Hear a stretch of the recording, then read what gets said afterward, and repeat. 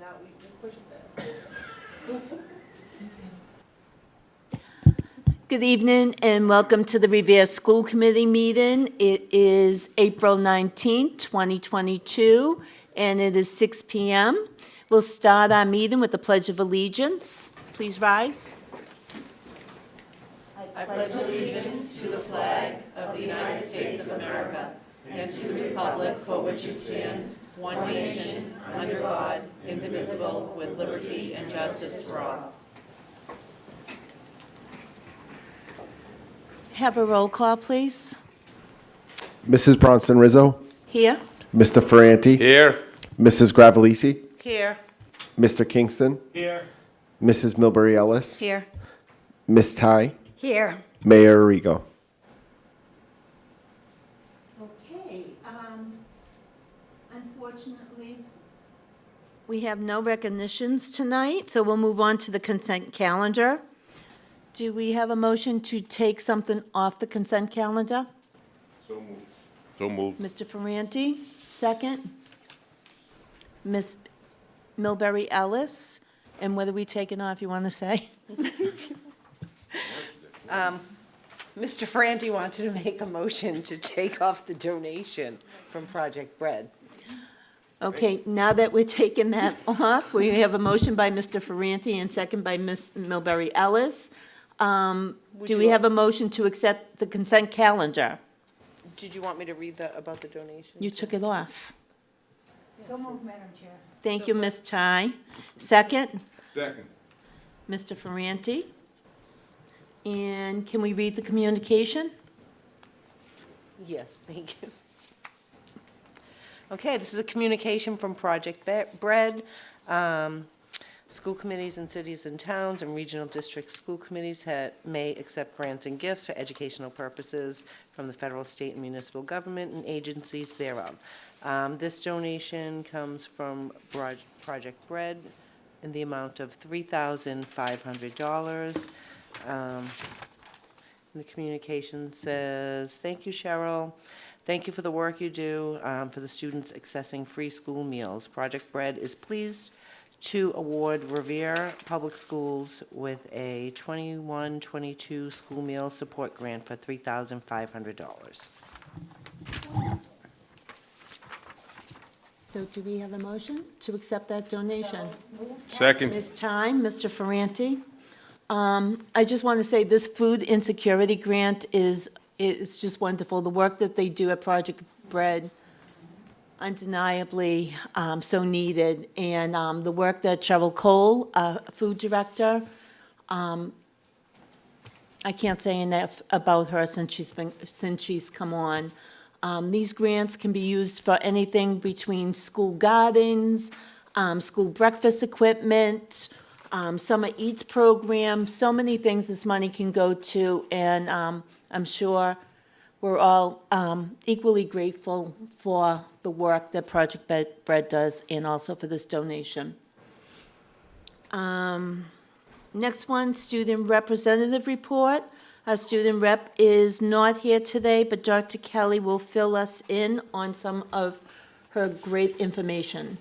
Sure, thank you. Elnie is hopefully enjoying her vacation along with her classmates and her teachers this week, but she has been working with us to foster the program, the project that we have to find a new Revere High School principal and deputy principal. And what she was going to do tonight was share the data that's been collected so far from our staff focus group and from our parent and student focus group, which we held third week in March. And just highlighting some of the key points that were mentioned at all of those meetings. They're looking for somebody whose characteristics include empathy and flexibility, somebody who has experience in competency-based learning and detracking and performance assessments. They want somebody who's a good communicator and responds to emails in a timely manner, hardworking, good organizational skills, understands social emotional needs of students and adults, knows the difference between a big issue and a small issue, is forthright and honest and has some extensive critical thinking skills. Some of the things that parents were looking for is enforcement of dress code, enforcement of a code of conduct, planning more community events, engaging families and students in decision-making, and somebody who's fair but firm.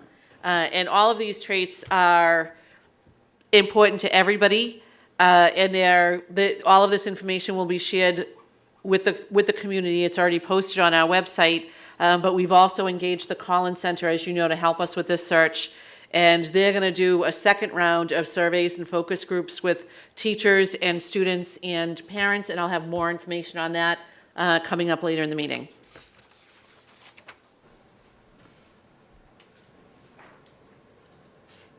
Is that it?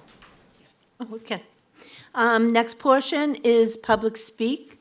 And do we have anyone that wants to join us this evening? There's nobody in the webinar with their hand up. Okay, well, I hope the public is having a nice vacation, resting, and getting ready for a nice spring semester. The next line item is the superintendent report. Dr. Kelly. Thank you, Mrs. Bronson Rizzo. So just two items on the school committee, on the superintendent's report tonight. The first is really exciting, and that is about the Seacoast High School Innovation Plan, which was approved overwhelmingly by the staff at Seacoast last week.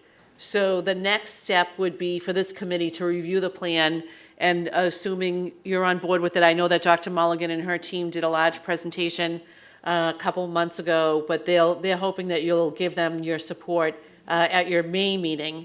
And just to highlight a few of the pieces, they did work with students to identify a name for their new school, and they came up with City Lab.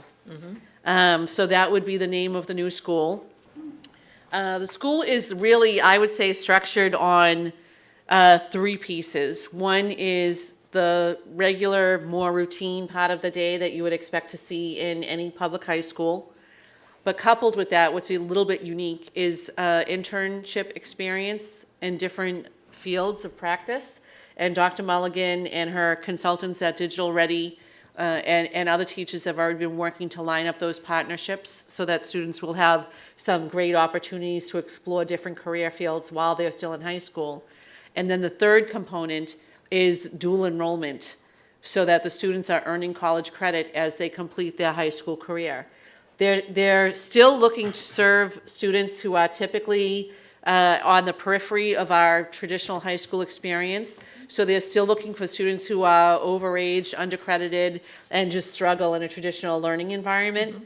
And when you have a chance to look at the innovation plan, I want to thank Mrs. Rizzo, who worked with us on this as well and did a number of meetings over the last several weeks to finalize the plan and to give feedback and make adjustments to it. But there are a couple of sample student schedules, and you'll see that when they're freshmen, they're primarily based in the school with a little bit of a community extension each day. But as they get older and as they accumulate more credits, more and more of their time is spent on a college campus instead of in school. And so our hope is when this program is fully implemented, which will take us a couple of years to get to, kids will actually be graduating from City Lab with their Revere diploma and an associate's degree, 30 credits already earned, so that they can go on and complete a bachelor's degree in 2 years.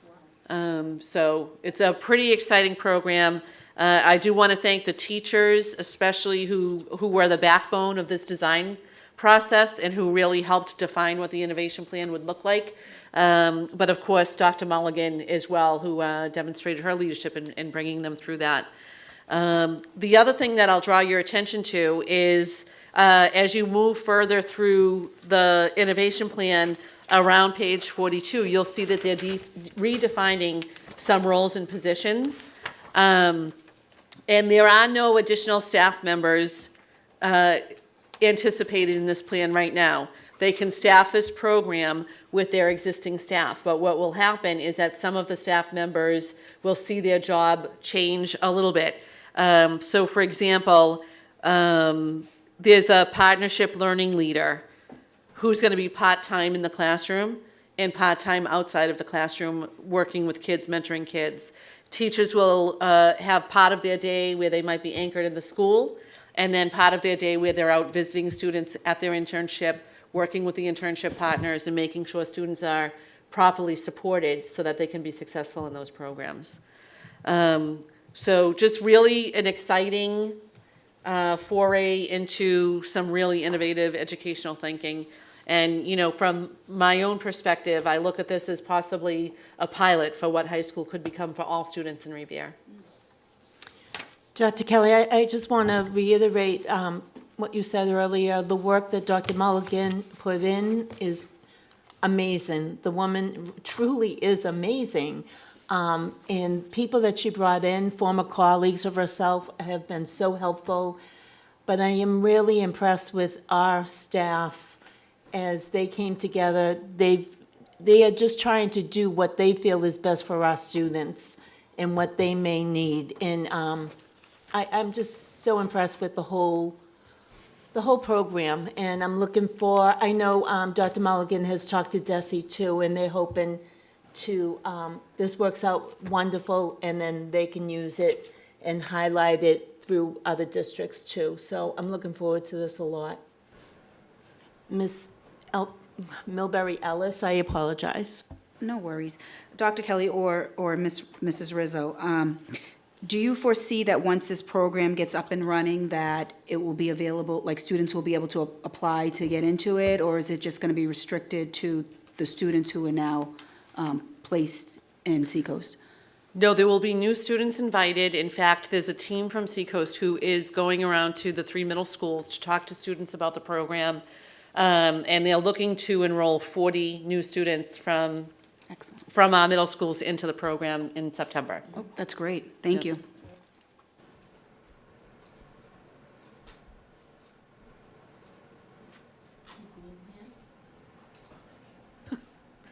The second item on the superintendent's report is just a quick update on the Gleam grant. This is a grant that we've been working with Desi on for the last couple of years to make sure that we have high-quality curricular materials and instruction in our classrooms. And for our part, our Gleam partners did an audit of our middle school literacy instruction. They visited classrooms and did observations in all 3 middle schools at all 3 grade levels, 6th, 7th, and 8th. And they also did a review of the assignments and assessments that we give to students at all 3 middle schools. The teachers working on this grant include our ELA teachers and our ESL teachers, as well as our literacy coaches. And they're really taking a closer look at this middle school level at what higher order thinking looks like and what kinds of tasks of high cognitive demand we're giving to all of our students, obviously so that we can improve our instruction and improve in those areas.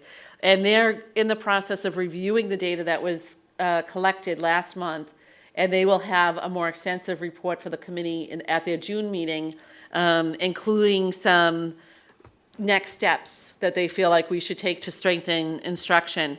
But one of the pieces that I really wanted to mention that has already come out and that our partners were really complimentary to us about was that in 88% of classrooms, they saw a strong classroom culture where there was mutual respect between students and teachers, and where students really were advocating for themselves to improve their own learning. So I thought that was a high point worth mentioning. We definitely have some growth to do in other areas, but the team will have a full comprehensive report for you in June. That's great.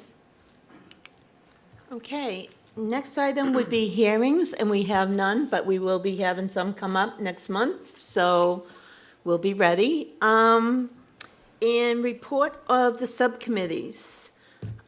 So on Friday, April 15th at 10 a.m., the policy subcommittee met, which included Susan Gravelisi and Aisha Milbury Ellis, myself, and we also had Dr. Kelly and Dr. Macabre present in our meeting. We brought up 4 different policies that we wanted to amend and adopt. First one was AC, which is non-discrimination policy, including harassment and retaliation. And basically, this is just the basic commitment of what our school committee and the school district will offer. And we are recommending this to the committee as a whole, and hopefully you'll make a motion and amend it. Did you want to amend them one at a time, Stacy? Yeah, Or- yeah. okay. No? Yes, what is it, AC? AC. Thank you. Okay, motion to amend policy AC. Do we have a second? Second. Okay.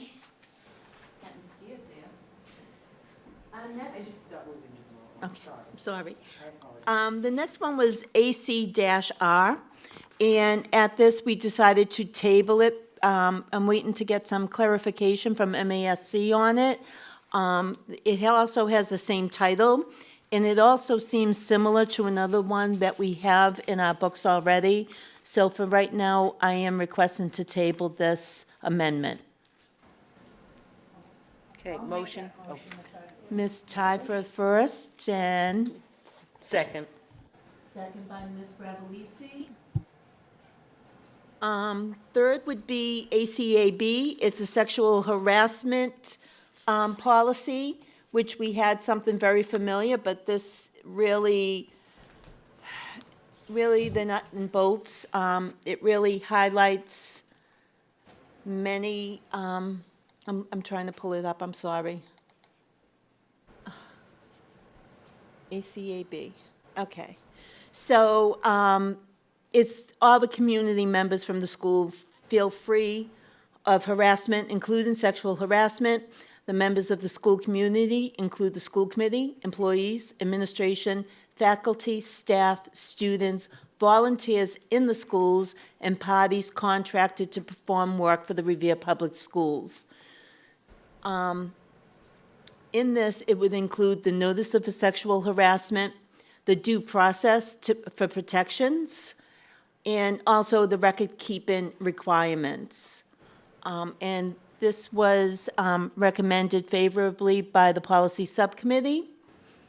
Do we have a motion to amend this policy? Could I ask a question before we do? Sure, you may. You know, I'm sorry, I couldn't make the meeting, but I did watch the meeting afterwards on YouTube. And I thought there was a lot of really positive discussion, and really an analysis of it. I was glad to see Aisha had her legal skills operating there too and it was very, very interesting. But I was looking for, well, what actually are we voting on? We're So- voting on the policy Yeah, as but written. I'd like to have it either on the screen or here, because this is something of great import. And I know you recognized that when you were talking about it, how it's not really trend-setting, but because of the trends that we have, we need to be very, very careful and very thorough.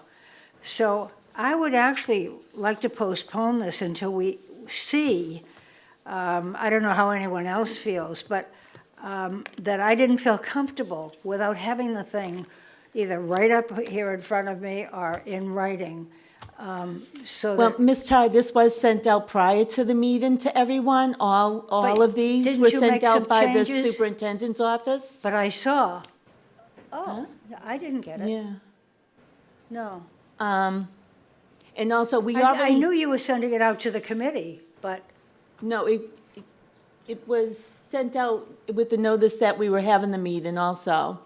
I saw that. But I didn't see any attachments with it. And I don't know if anyone else did. we do have ACAB already. I do And know this would that. this Yeah. would amend it, and basically, those titles that I gave would separate it and define it more. Well, I agree with you that that's what it is, but I'm kind of a fuss budget that way. I like to see all the details in front of me before I vote on anything.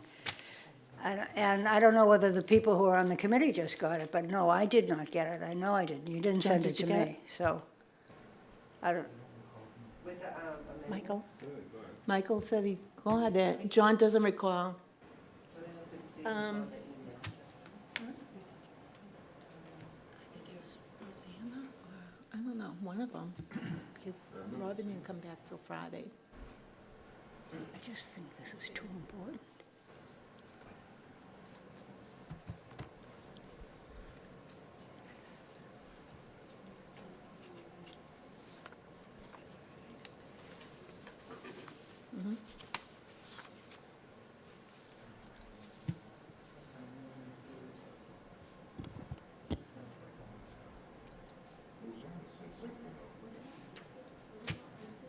It was posted, yeah, along with all the items. So, I mean, I apologize, Ms. Ty, if you didn't see it. Well, I didn't see it because I didn't get it, but, And it was posted, and we also had a meeting on it that you said you did watch. yes, I did. But that only made me more convinced that we needed to look at it in more detail.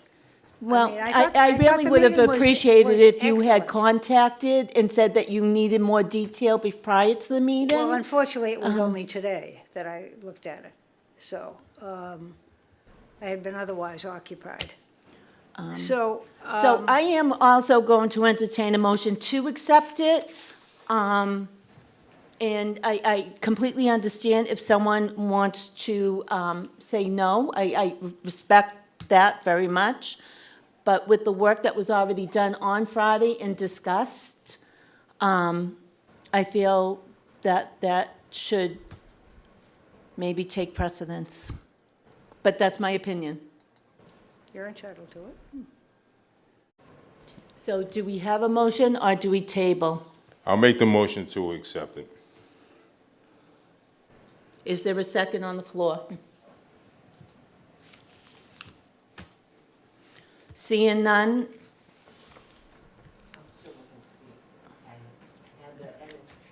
You know what I mean? So I'm looking to see if we have the edits and, whether that's, because that's what Carol said, she wanted the edits. oh, no, because we haven't, There were no edits There to was that no one. edits. The discussion was centered around that the category of individuals that were protected were expanded upon, if I remember correctly. and that was the only thing that was It provided discussed. for And we- additional It was a protections. very robust discussion. Right. It certainly And was. that was Which is on- one of the reasons, again, that I'm looking, it was extremely robust, and there were, there were, I thought, some questions that I thought that we all needed to talk about together. Again, Ms. Ty, that was ACR, and we tabled that because we needed some more information on it, so that one was tabled.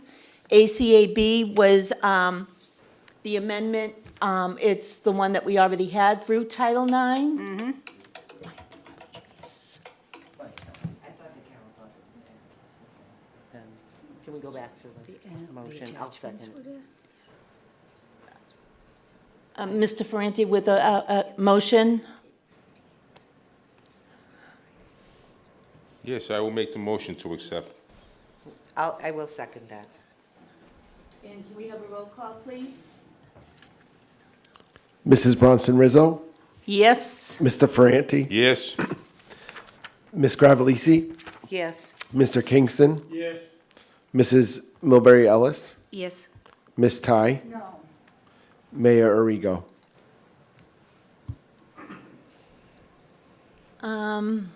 Okay, the next one was JICK, and this would be for an adoption, harassment of students. And this particular policy specifically is for the students.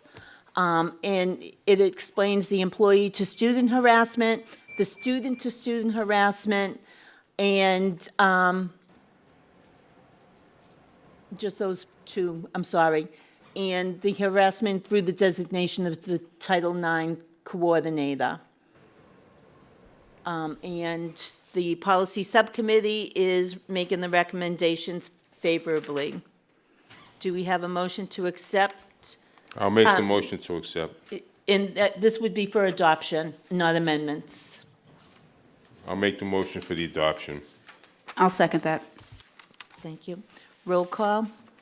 Mrs. Bronson Rizzo, Yes. Mr. Ferranti, Yes. Ms. Gravellisi, Yes. Mr. Kingston, Yes. Mrs. Milbury Ellis, Yes. Ms. Ty, No. Mayor Arrigo. Okay, next item is motions.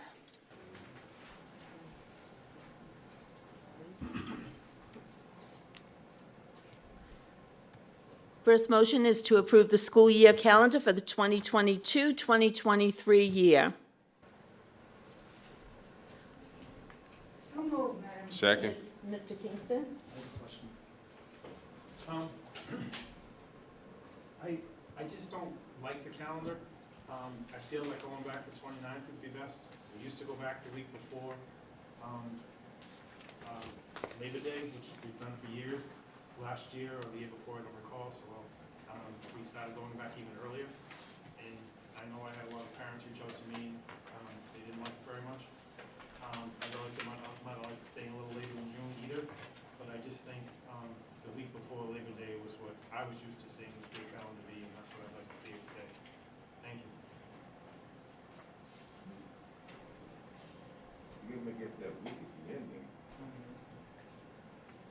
Anyone else have a question? Ms. Milbury Ellis? Sure, I would just like to echo John's sentiment. I too feel as though schools should start after Labor Day, if it's at all possible, and we're not running into any issues with the number of days that are required, then I would propose that that be taken into consideration as well. Stacy. Mr. Ferranti? Thank you. I mean, I can see what your point of view is, but if we start after Labor Day, we're gonna have to add 2 weeks on, and right now, the last day of school is projected for June 14th.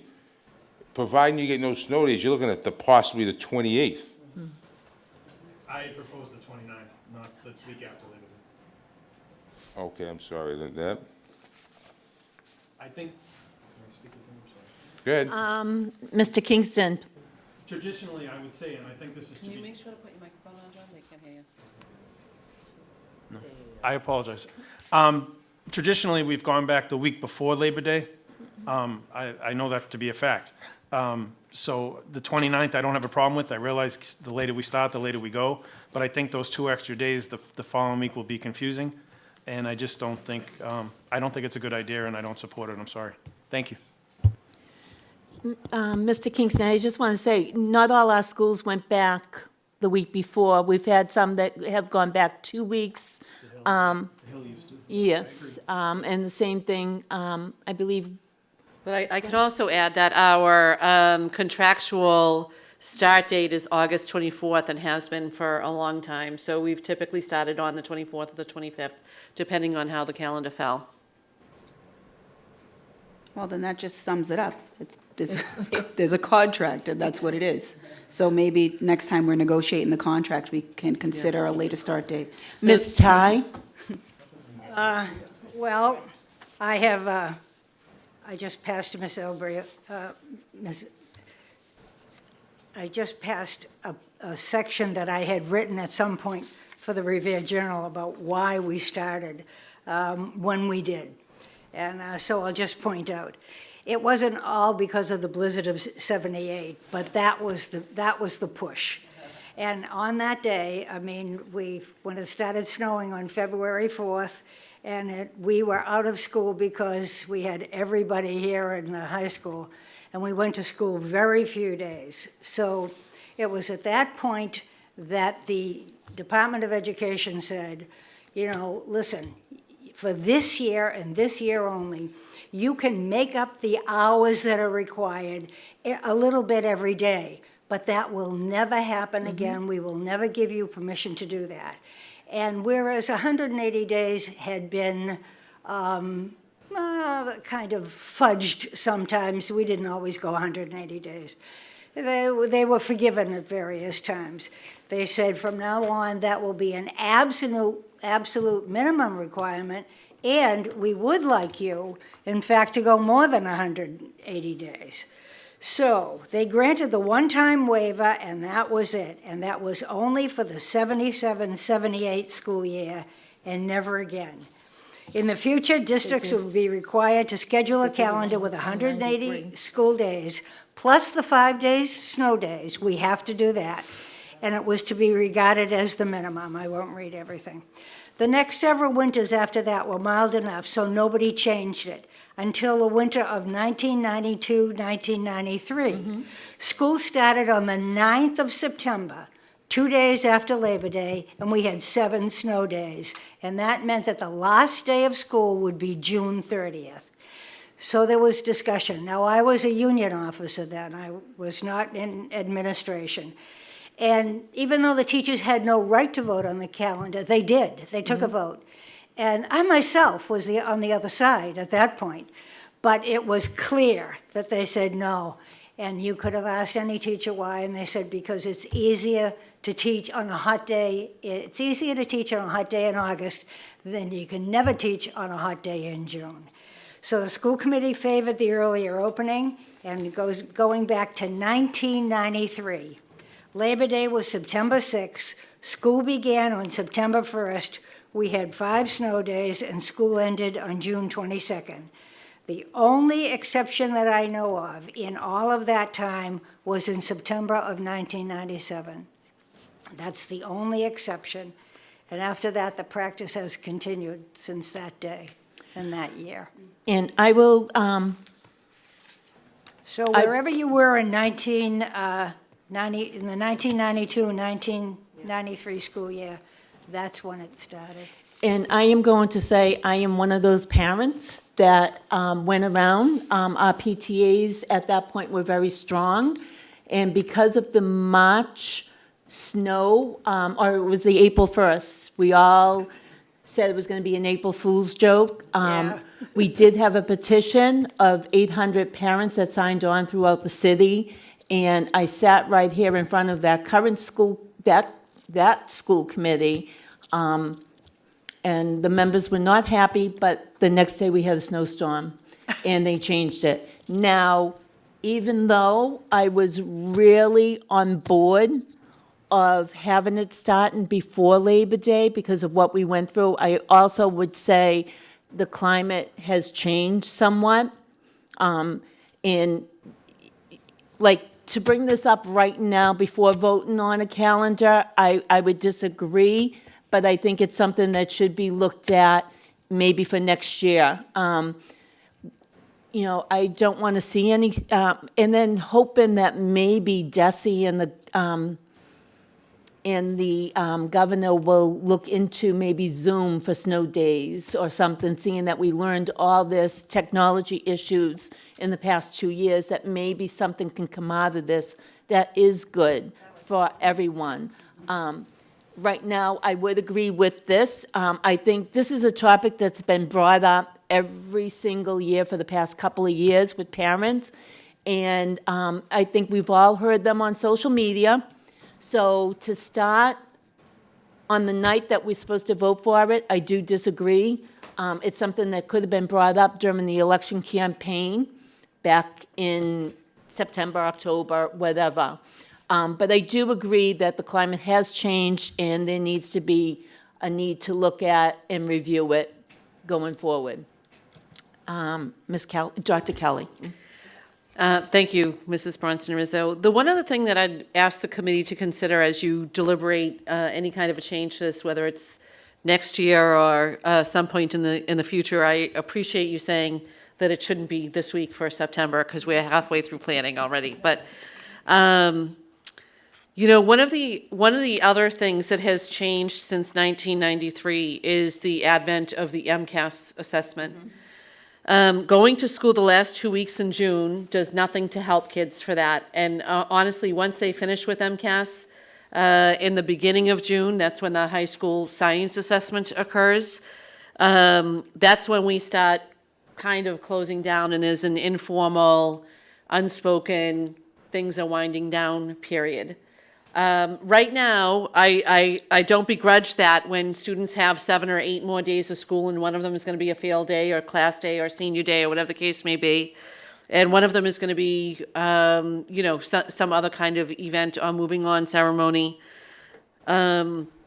But if we were to start a precedent where we're coming back to school 2 weeks later in the school year, and we're still finishing up those assessments the first week in June, but now there's still 4 weeks of school left, we really are cheating students out of their learning time in doing that. And I know that for some families, it's not as much of an issue, and coming back later in August might impinge a little bit on family recreation, particularly around Labor Day. But I also want to think about those kids who don't have that kind of privilege or benefit, and their needs and their learning needs, and make sure that we're making decisions for all students that benefit all students, and not just some. So I'll leave you with that thought as well as you contemplate any kind of a change here. Okay, you know what, and I'm at fault, we should have had a motion first and second before discussion, but seeing that we've already had a nice robust discussion, I'll entertain motions. I move that we accept the calendar as presented to us. As presented to us by the superintendent. Second? Roll call? Mrs. Bronson Rizzo, Yes? Mr. Ferranti, Yes. Ms. Gravellisi, Yes. Mr. Kingston, No. Mrs. Milbury Ellis, Yes. Ms. Ty, Yes. Mayor Arrigo.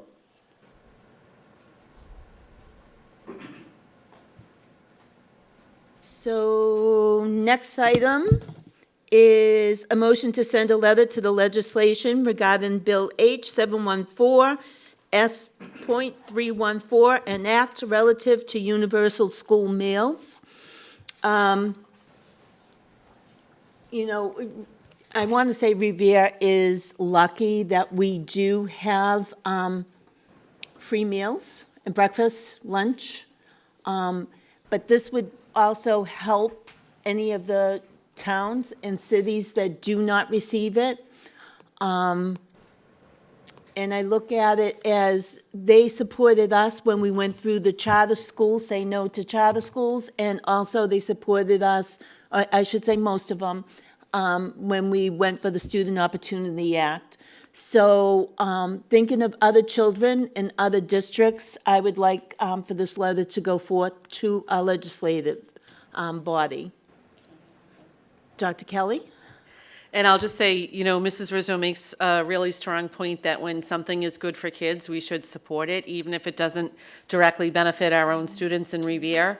And in this case, I'm trying to put myself in the shoes of superintendent colleagues in other districts where kids have had free meals for 3 years now, and all of a sudden next year they're going to have to go back to paying. And I think about the stigma that might cause for children, especially if their families have been adversely impacted financially because of COVID.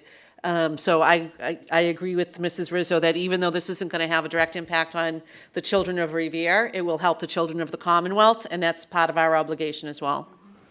I will say, there is this should always be a federal priority, but there is a bill out there, and it states kids not red tape, that will allow free breakfast and lunches for all students in our states up until September 2023. So if we can get it started in Massachusetts, and hopefully our colleagues elsewhere will jump on board, we'll get it for everyone. So I hope you will see the reasoning behind this and join with sending this off to our legislator. And our legislator has heard us. I know many of you have sent emails to them, and I hope they responded to you. I was just at a meeting with House Rep Peisch and also Senator Lewis, and they're working so hard on this. So we have the people on board. They just have to hear from everyone. Miss Milbury Ellis, I keep wanting to say your last name first, and you made the name That's all second. right. I'm That's sorry. all right. I'll take it anyway. Mrs. Rizzo, do you think it would be helpful to get a petition started? Do you think it would help our cause to have maybe parents sign like an online petition I or don't believe something? it could hurt. And I know there's a change.org that Right. could be easily done. Yeah. And it definitely couldn't hurt. And the change, something like change.org doesn't have to necessarily be just the city. It could be everyone joining in together. Okay, maybe So- that's something we could talk about and try to get going. Excellent idea. Great. Excellent. Thank you. Any other questions? Anyone want to entertain a motion? I'll make I the surely motion. will. I'll I'll make sec- some- Second by Ms. Milbury Ellis. Roll call, please. Mrs. Bronson Rizzo, Yes. Mr. Ferranti, Yes. Ms. Gravellisi, Yes. Mr. Kingston, Yes. Mrs. Milbury Ellis, Yes. Ms. Ty, Yes, Mayor Arrigo. Thank you, everyone. I truly, truly appreciate that. Next motion is to encumber $21,000 for invoice number 16 for Left Field LLC for February 2022 professional services. Second. Roll call, please. Mrs. Bronson Rizzo, Yes. Mr. Ferranti, Yes. Ms. Gravellisi, Yes. Mr. Kingston, Yes. Mrs. Milbury Ellis, Yes. Ms. Ty, yes, Mayor Arrigo. And I will refer the rest of the motions to our secretary, Ms. Gravellisi. Thank you, Ms. Rizzo. Okay. The next motion is motion to approve payment of invoice number 16 for Left Field LLC for February 2022 professional services. So moved. Second. Roll call? Mrs. Bronson Rizzo, Yes. Mr. Ferranti, Yes. Ms. Gravellisi, Yes. Mr. Kingston, Yes. Mrs. Milbury Ellis, Yes. Ms. Ty, yes. Mayor Arrigo.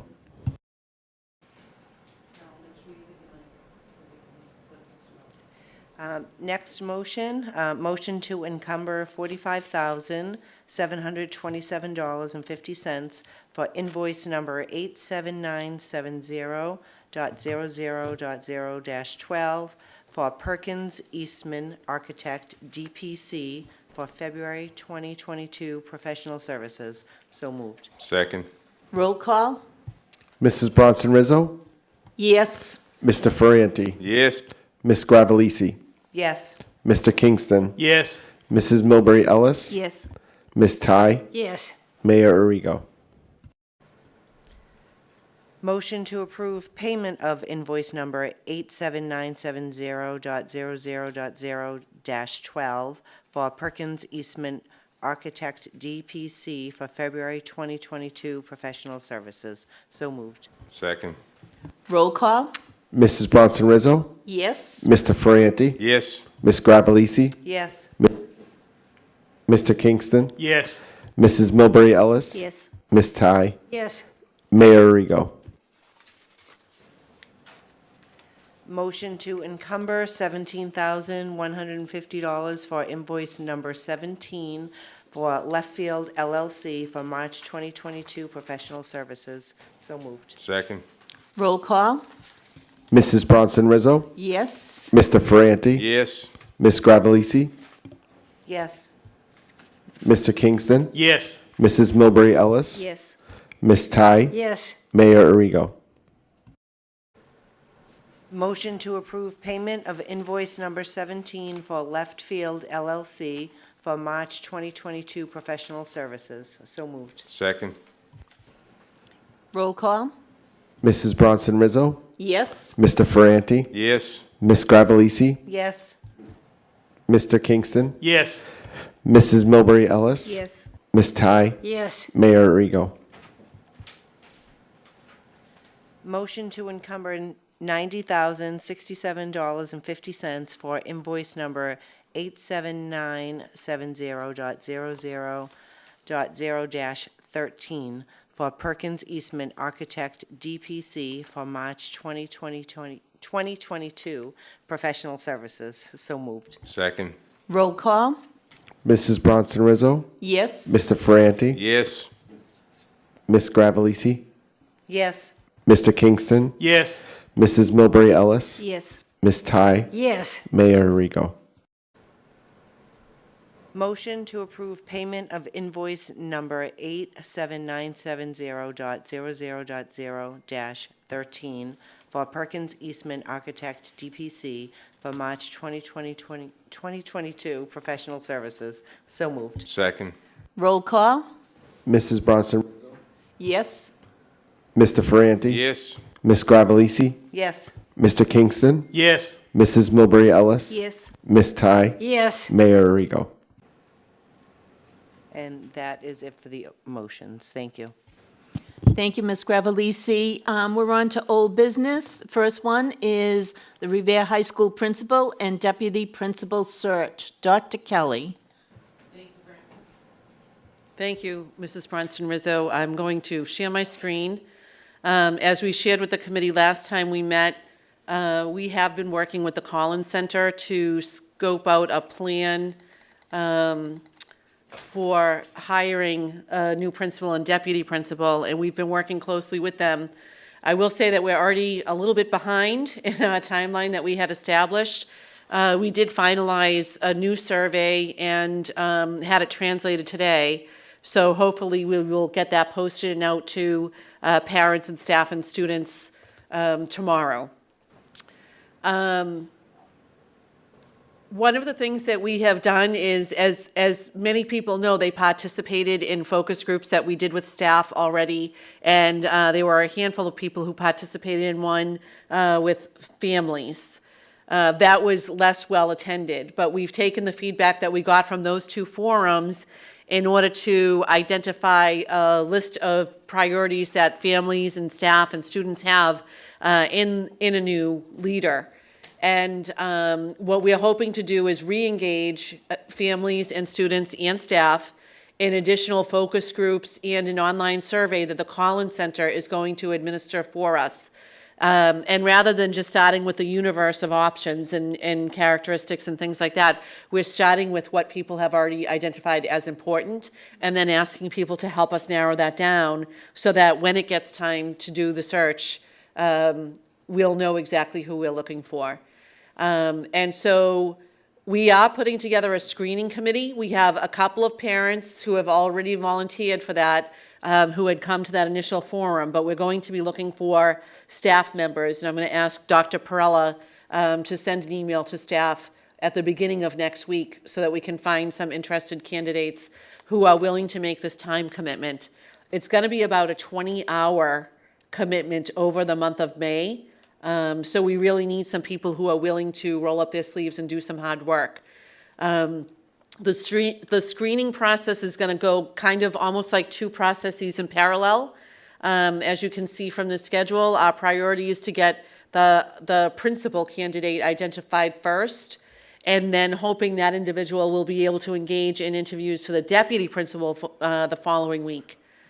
So this is a very, dense process that we're going to go through, but we're hoping, when we make some corrections for some of the time delays that we have right now, that we would really be finished with both appointments by the middle of June. So this says June 10th, but I would anticipate would be a little bit later than that, maybe like June 15th or 17th.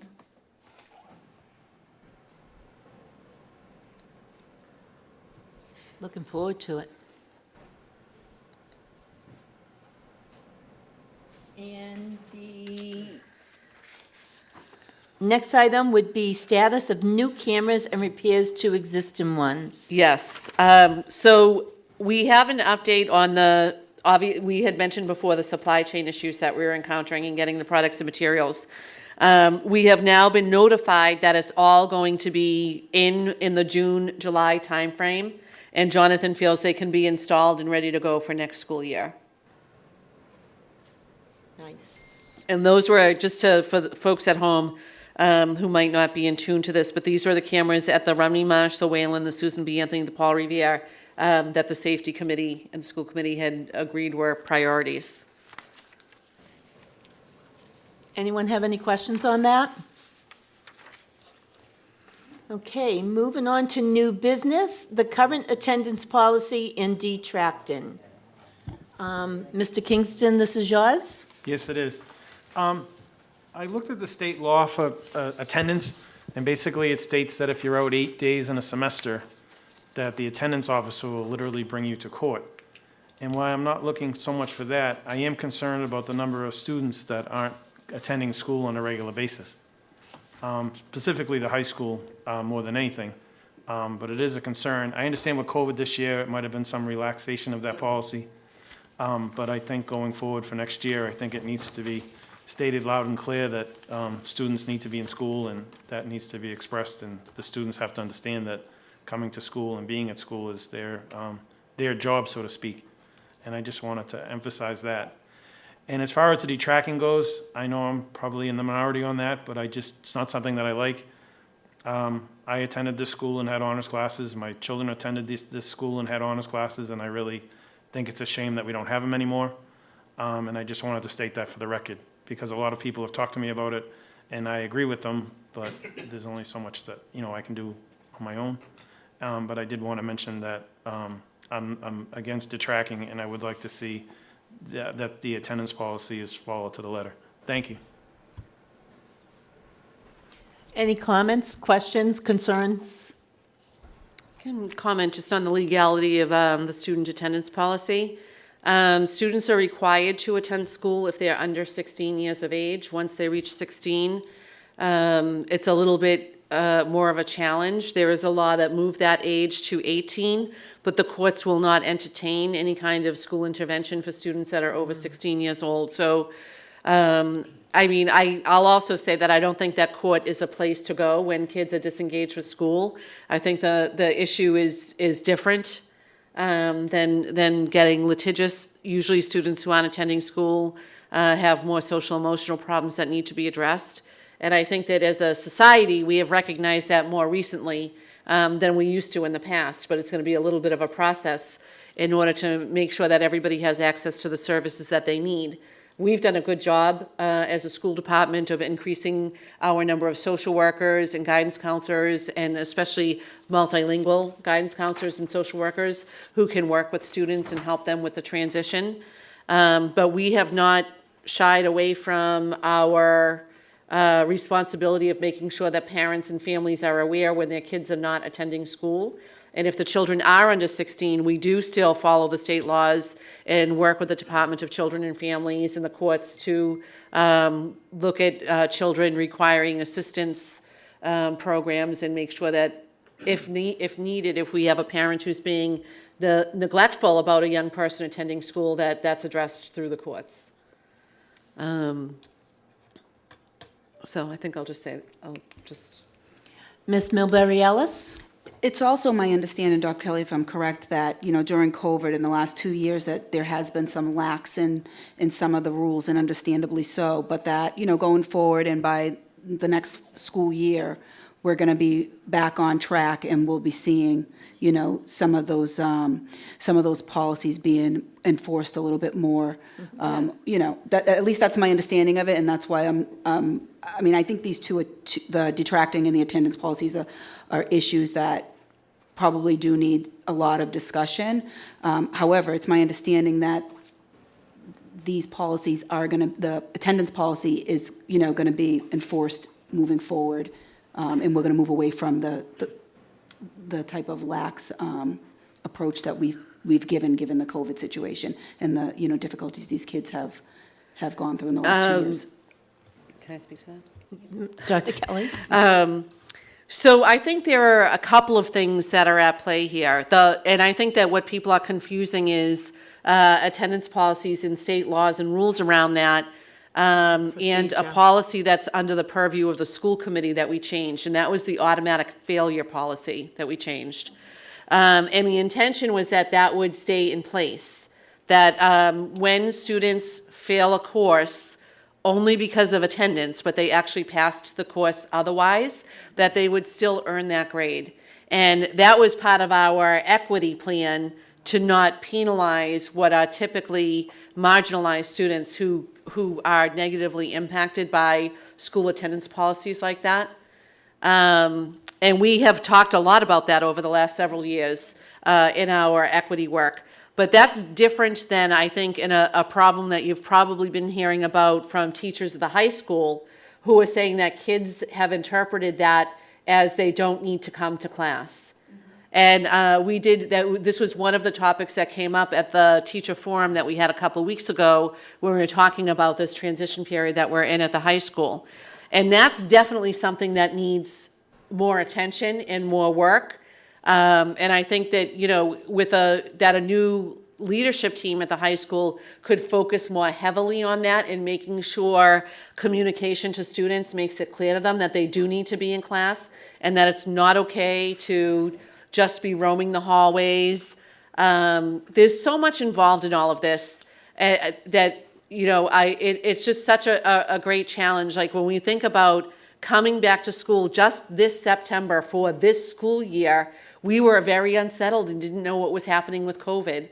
And now that COVID has settled down a little bit, I think there are a number of people who expect we're just going to go back to the world as normal. And we can't. We simply can't. We are dealing with a lot of kids right now who have spent the last 2 years taking their classes from their couch and getting up to use the bathroom when they felt like it and having a sandwich when they felt like it. And, you know, doing all of these little things. We can't just expect that everybody's going to fall back into form immediately, especially for adolescents. They have to eventually. I'm not saying that they don't. But it's definitely a process. And I think that there were some miscommunications around whether or not kids needed to be in their class. And that's certainly something that I think everybody has learned they need to pay more attention to. One of the other things that we've always done and that we have not done for the last couple of years because of COVID is work with teachers on their parent logs where they keep track of every time they call a parent and what their conversation was about. We have not been asking teachers for those logs for the last 2 years because it's just been a different world. And as Ms. Ty mentioned earlier, teachers are incredibly stressed. It's not something that we felt like we needed to be monitoring right now. But I do think that's something that we need to go back to. Are the teachers calling home each time a student is absent so that the parents are aware and really keeping track if a student is cutting a class here and there or multiple classes? So I do think that there's a lot that we need to do to make sure students, particularly at the high school, are in their classes where they're supposed to be. But I do think that we're still in a little bit of a growth process. So good. Anyone else? Mr. Ferranti? Thank you, Mr. Rizzo. Diane, is the biggest problem we have, is it at the high school or is it middle school with attendance? And I'm probably, you know what I mean, because the population is pretty close to even. Yeah, it's really been worse at the high school. It's a larger school, so it has a larger staff. Staff attendance has been struggling at the high school. We have, on average, 8 to 10 call-outs each day at the high school. And so when you think about if 8 or 10 teachers are absent and there's 20 kids in each class, that's 200 kids that in a particular period don't necessarily have to be anywhere. And so that's, you know, there's a lot that plays into this. It's not a simple issue, but I have personally spent 4 class periods walking with teachers or with Lorenzo or with Danielle and just walking the halls during class. And I can tell you there are a number of kids in the hall. It's not 200. But in all of those times, I've encountered one student who was rude to me, who, when I said to her, what's going on, turned around and sighed and walked away from me and refused to stop when I asked her to.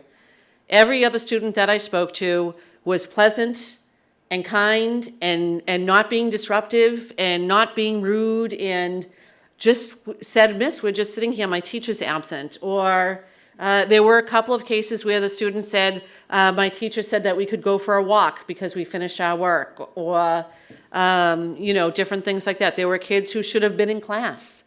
And when I said, well, then get to class, they said, all right, miss, you know, and they walked away. So there are definitely kids in the hallway, and Miss Gravellisi has walked the hallways of the high school with me every year for the last 3 years, you know, because we constantly hear these complaints about what's happening in the halls. And I just think that we need to really think about what we're saying and how we're characterizing our students I mean, I don't, if you want to speak to this, Susan, because I think that you have the same experience as what I'm describing.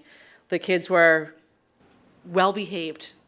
They weren't where they were supposed to be, that's true, but they were well-behaved.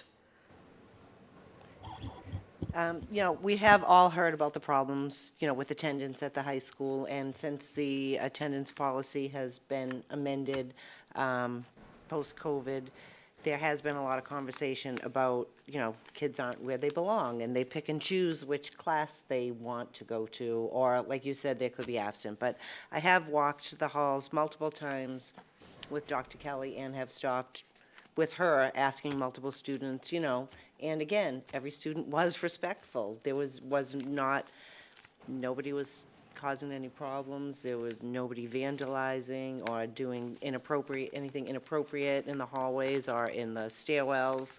I have to say, each time, all the students were very pleasant and very respectful. I've never heard any of them talking back or, giving any comments that, were inappropriate at the time. So that I do agree with, and it was always a pleasant experience, and we will have more walkthroughs that are unannounced, which is what we have done. They were all unannounced. There was one time when all of us went announced, but the other times it was just Dr. Kelly and I, and it was completely unannounced, and nobody knew we were there.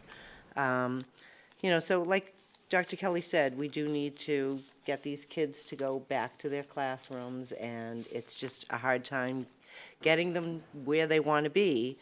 What I have heard, Dr. Kelly, and also we were in the cafeteria multiple times during lunches where everyone says it's crazy, but it was a very, well-organized chaos with all those kids in there. I didn't see any trouble with any of them. One conversation I've had that there are a lot of kids now hanging out in the gymnasium. That is one place we didn't walk into, and I'm just curious if that is true and if it's just disruptive to the physical education program. That is true, and I have to give credit to the phys ed teachers who came up with a plan where they now meet their students at the door and admit their students to the gym, and other students are not invited. So that was a great solution to that problem, and I'll check back in with them again next week, but I believe that problem has been solved with that method that they're using now. Oh, that's great. Yeah. Thank you. I just want to add, no one here said that the students were rude or not kind or respectful. So, of course, our kids were kind and respectful. That's how we bring them up in Revere. But yes, if we could start looking at things to get back on track, that's great. And we can also have some student input on it and see how they can help us out with this. So let's look for a much better year next year. We've Can I learned a mention lot. The detracking briefly? Yes. So another piece that we've been talking about for a couple of years is the detracking piece. And I've said a lot about this over the last couple of years. It's another place where I see a lot of systemic inequity in school districts. Because typically what happens is we decide around 4th or 5th grade which students are quality enough to go on to more advanced coursework and which students are not. And that label typically follows the students all the way from 4th or 5th grade through their high school career. And I have personal experience in my own family, but also as an educator of seeing brilliant people left out of advanced coursework because somebody decided at a young age that they weren't brilliant enough. And this is obviously like a very long conversation that we need to have, and I don't think that this is the right place to have it. But I believe that if we want to meet the needs of all children, then we will find ways to create structures where all students have the opportunity to excel. And that when students struggle for whatever reason, whether they have documented cognitive delay or if they're having a momentary disruption to their normal way of being or whatever the case may be, it is our job as educators to hold them up and give them the support they need to get through that problem so that they can excel. I really, really struggle with the idea of deciding that some kids are worthy of more advanced, challenging work and other kids are not. I believe that all children are capable and smart and worthy and able to do great things if we provide them with the right scaffold. And that our energy and time and focus should be on making sure that we have scaffolds for all kids to be successful in the most demanding of courses, which isn't to mean that every kid's going to leave here taking AP Calculus. But I think that there are a lot more kids capable of completing AP Calculus than we currently have enrolled, or that we've had enrolled in the last many years. And I think that our artificial gatekeepers prevent those kids from having that opportunity, and that actually just is a disservice to them for their whole lives. It makes them believe that they're not capable of going to college or being successful in college. And oftentimes it's many years later that these students look up and say, I can do this. And they do go through college, but in the meantime, they've lost tens of years of earning potential that could have changed their whole lives. So I just worry about that. I've used the example several times in the last few months talking about this, of my own experience as a teacher, and I will be vulnerable enough to be honest with you that, and I think I've said this before, when I got my class rosters shortly before school started, I looked at the list of students in my S-level algebra and the list of students in my honors level algebra, and I made decisions about those kids and what they knew and what they were capable of before I ever met any one of them. And I can tell you honestly that every single year there were kids in my S-level algebra who should have been in the honors, and there were kids in the honors class that didn't keep up as well with their classmates, except that they worked really hard and had parents who pushed them, and I pushed them, and they found success that way. And I've just always looked at that as such an innately unfair thing that people are deciding in 3rd, 4th, 5th grade which kids are worthy of that and which kids are not. So detracking is definitely a very complex idea. It's something that is a departure from the way we were all educated and what we're used to and what we know as public schools. But I feel strongly that if we want to do what's right for all kids, then we need to focus on providing the supports for those kids who struggle in a more challenging academic environment and making honors level work available to all students so that when we reach a topic that a student really does excel in, they're able to earn the honors credit for that topic, even if they can't get honors credit for the whole course. They at least have those opportunities for the areas that they do well in. And I think that we do students a disservice when we don't think about that and when we don't think about changing our structures that are inherently a disadvantage to some students. So, I mean, Dr. Kelly, I do agree so much with CBL, and I know when my kids were in elementary, they tried it back then, and I found it more parents that didn't want it because you want to see the ABCs, and I had two of my kids could write their name on the paper and get an A. I had one that got C's that did work unbelievable, but always got that C. I just feel bad there are students out there that do need to see their grades to push them further. And I've said this before, as much as I love CBL, I want to see something extra for those students that need it. If we're going to support all students, then, and maybe it's only like, I think maybe 8th grade to 12th grade right now that are not used to the CBL because they've had it in elementary. If somehow we can, I don't know, progress it. I know doing project-based learning helps those students too, but I just hope there's a way that we can, if we're going to help all students, let's help all. Ms. Milbury Ellis. Just to echo what you're saying, I agree. I think there seems to be some vagueness, at least as a parent, when I review my daughter's report cards. I really don't have a complete understanding on the specifics of where they can improve. That I think would be helpful. So I agree with that. Whether that's through A, B, C, or D, I mean, we're probably all biased to that format because that's how we were raised and that's what we're used to. So I am open to the idea of something different. However, in an effort to appeal and push all students, I would say that we should maybe keep that in mind when we're thinking about the grading format. I agree, and I think that right now that is the kind of transition that the high school is making, that they're giving the letter grade and the level of competency, and that there's a lot more work that needs to happen with families in order to move this forward. Okay, it's always a good conversation, and I'm sure we'll have more coming up.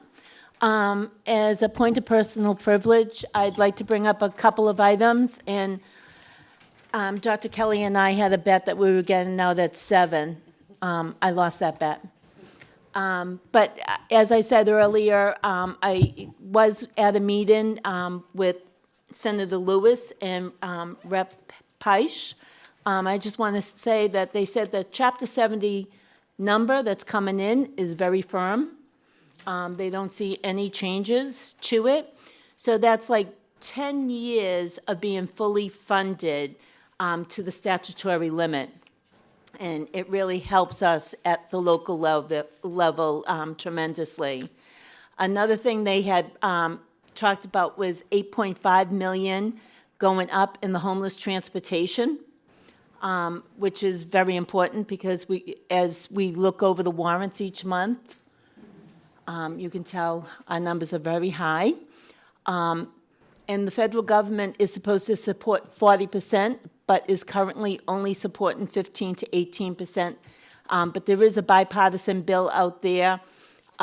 It's called the IDA Full Fund that will require it to support 40%, but it could take up to 10 years, especially knowing the federal side of it. And then one last thing, when we talked about Chapter 70, the minimum aid has always been $30, and that has gone up to $60. The House has already approved it, and Senator Lewis said they're doing their vote in May, and they said there's not going to be a question, it will be supported. So a couple of good news coming out of the State House this month. I'll take more, but I'll take what we get. So at this point, does anyone else have anything they want to add before we adjourn? And does someone want to entertain a motion? I'll make the motion to adjourn the meeting. Second. First by Mr. Ferranti. Second by Ms. Gravellisi. And we'll meet soon. The third Tuesday in May, to be safe. May 17th. We'll see you soon. Have a great one.